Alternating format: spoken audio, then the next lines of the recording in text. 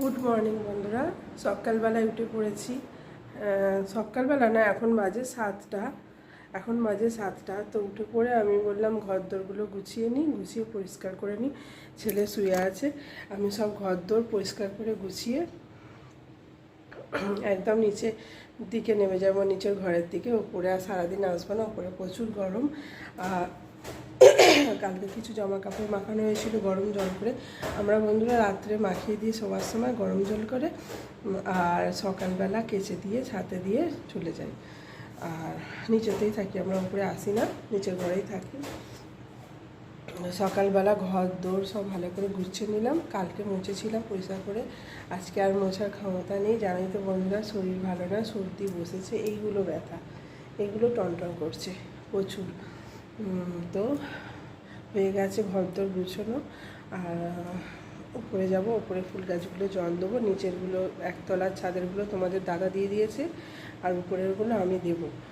দিয়ে পয়সা করে নেমে আসবো, নেমে নিচে যাব। আবার সারাদিন আজকে রান্না আছে, দেখি কি রান্না করা যায়। ফ্রিজে এঁচোড় আছে একটা, তোমাদের দাদা চিংড়ি মাছ এনেছি আছে, ফ্রিজে আছে।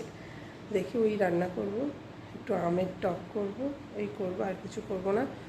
আর তোমাদের দাদা কাটছে, দেখায় চল। এই যে কাচাকুচি করছে, কতগুলো জিনিস মাখানো আছে।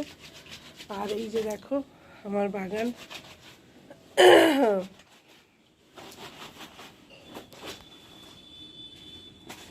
চলো ছাদে যাব।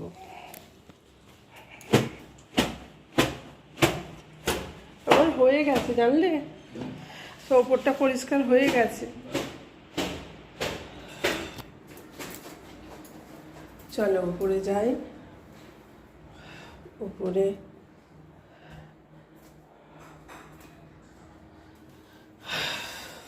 ছাদে ফুলের গাছ আছে, সেগুলোয় জল দেব। আর তোমাদের দাদা কাটছে, ও মিলতে পারবে না, আমি মিলে দেব। এই দেখো গাছগুলো কীরকম এ হয়ে গেছে, জল দিই। চলো আগে জল দিয়ে দিই, তারপর। উপর কমপ্লিট করে ফেলেছি, উপরের কাজ। এবার নিচে পড়ে আছে। কালকে ডাইনিং টেবিলটা ভালো করে রাত্রিবেলা মুছে ম্যাটগুলোকে পরিষ্কার করে রেখে টেবিল গুছিয়ে গেছিলাম। দেখো আনলার কি অবস্থা। সব গুছিয়ে রান্নাঘর ভালো করে গুছিয়ে রেখে গেছিলাম, কি অবস্থা হয়ে আছে দেখো। সবগুলো করে নিই। চলো উপর হয়ে গেছে। তোমাদের দাদা দিচ্ছে ঠাকুরের সেবা, আর আমি ভাত বসিয়ে দিয়েছি। এখন বাজে পুরো 8টা। কারণ বেশিক্ষণ আমি উনুনের কাছে থাকতে পারবো না, ভীষণ শরীর দুর্বল। ভাত বসিয়ে দিয়েছি। আজকে রান্না হবে কি দেখো, সেই বুধবার থেকে এঁচোড় মা পাঠিয়েছিল। মা একটা কোনো ক্রমে রান্না করেছিলাম, তো মুখে কোনো স্বাদ পাইনি, আজও পাবো না। আর একটা ছিল, একটা বড় ছিল, আমার একটা যাকে দিয়েছিলাম কেটে, আর হাফ আমি করেছিলাম।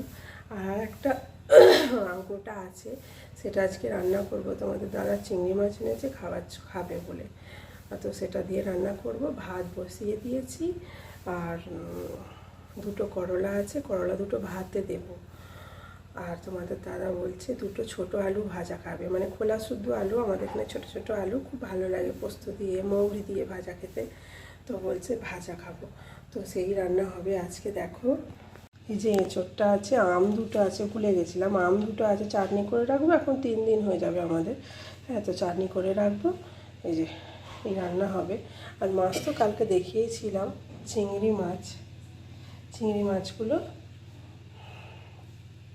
করে ফেলবো। সব হবে না, অনেকটা মাছ আছে। এখন বাজে 9টা 10।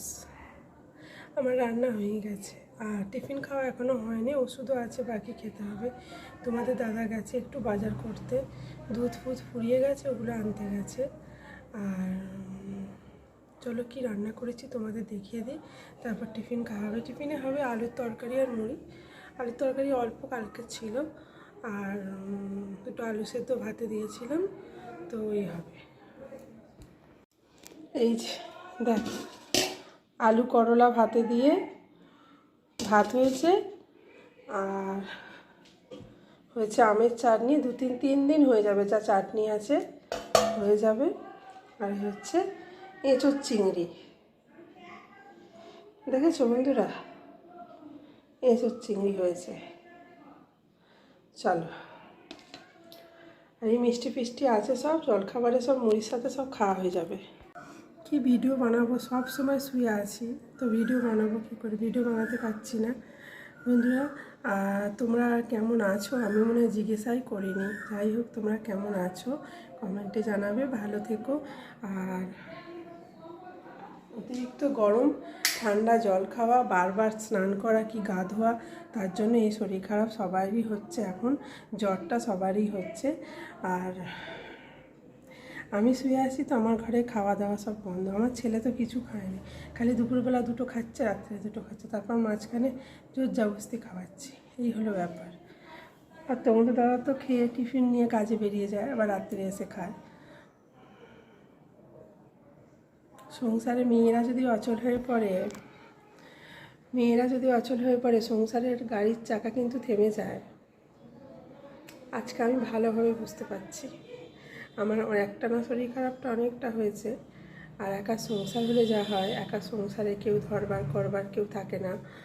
তো আজ আমি বুঝতে পারছি যে মেয়েরা অচল হয়ে গেলে সংসারের গাড়ির চাকা বন্ধ হয়ে যায়, চাকা আর ঘোরে না।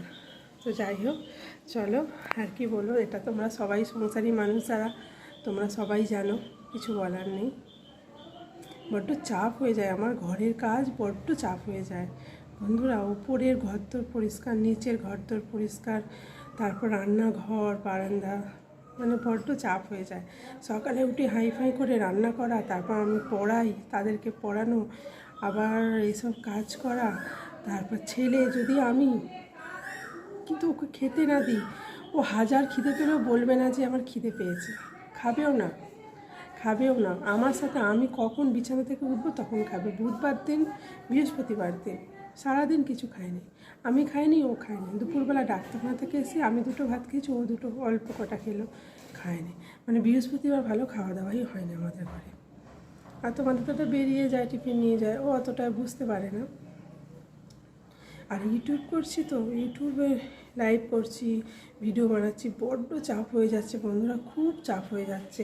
যেখানে লাইভ করতে যাচ্ছি 1-1.5 ঘন্টা সময় নষ্ট হয়ে যাচ্ছে না, বেলায় চান হয়ে যাচ্ছে, মাথায় চুলটা বড়, মাথার চুলটা বেশি, বেলায় চান করলে আমার শিরস্ত্রর ধাত সহ্য হয় না, এই জন্য খুব অসুবিধা হয়ে যাচ্ছে। চলো, তোমাদের দাদা এখনও আসেনি, টিফিন খাবো। আর চলো।